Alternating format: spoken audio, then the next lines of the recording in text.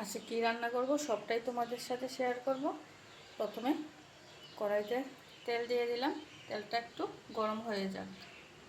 গরম হয়ে গেলে এই যে মাছের মাথাগুলো প্রথমে ভেজে নেব। তেলটা গরম হয়ে গেছে, এখন দিয়ে দেব লবণ, দিয়ে দেব অল্প করে হলুদ গুঁড়ো,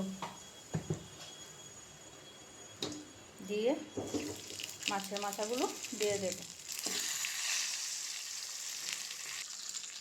এই যে কি সুন্দর মাছ ভাজা হয়ে গেছে আমার। এই যে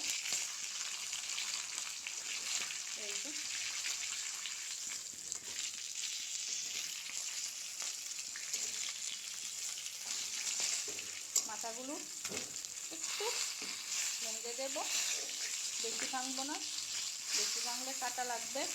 আর দেখুন হালকা করে একটু ভেঙে দেব।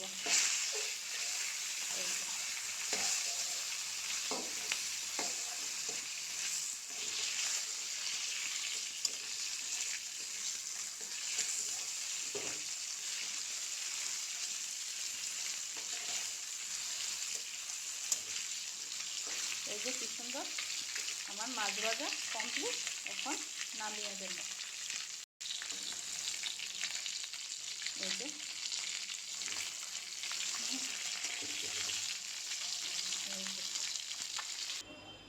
এই যে মাছ ভাজা নামিয়ে নিয়েছি। এখন কড়াই বসিয়ে দিয়েছি, দিয়ে দেব সরিষার তেল।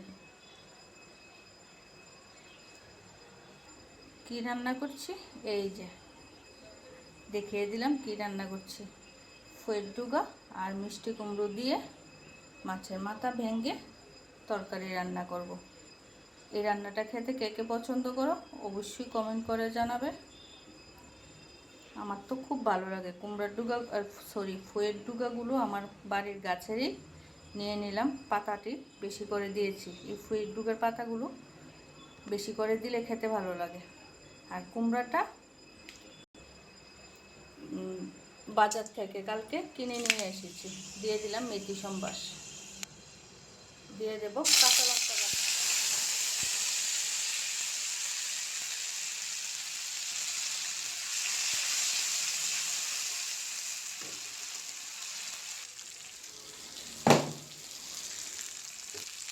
দিয়ে ভালো করে মশলাটা ভাজি করতে হবে। এই দেখুন মশলা থেকে কীভাবে তেল ছেড়ে দিচ্ছে। এই পর্যায়ে দিয়ে দেব সবজিগুলো। মিষ্টি কুমড় বাজারে প্রচণ্ড দাম। এক চির কুমড়া এনেছি 20 টাকা দিয়ে।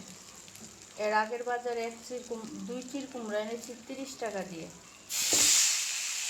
কিন্তু কালকে এক চিরই এনেছি 20 টাকা দিয়ে। প্রচণ্ড দাম বাজারে জিনিস, সবজি আর কি। কীভাবে যে কী খাবো।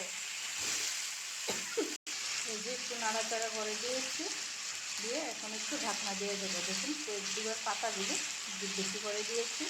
এগুলো এইভাবে খেতে ভালো লাগে। জালটা একদম লো ফ্লেমে রেখে এরকমভাবে 5-10 মিনিটের জন্য ঢাকনা দিয়ে রাখবো। এই যে তরকারি আমার অনেকটা হয়ে গেছে। এই যে দেখুন কি সুন্দর কুমড়াগুলো সিদ্ধ হয়ে গেছে। এই যে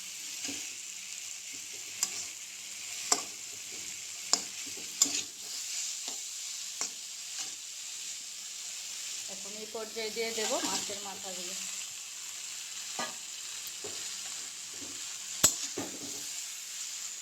দিয়ে ভালোভাবে নাড়াচাড়া করে নেব।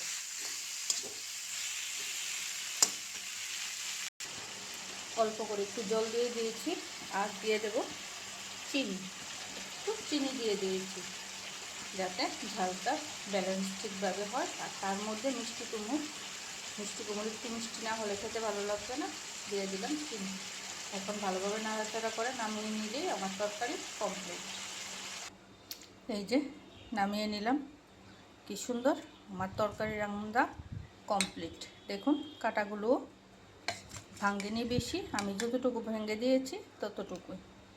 কীরকম হয়েছে আমার তরকারিটা অবশ্যই কমেন্ট করে জানাবে।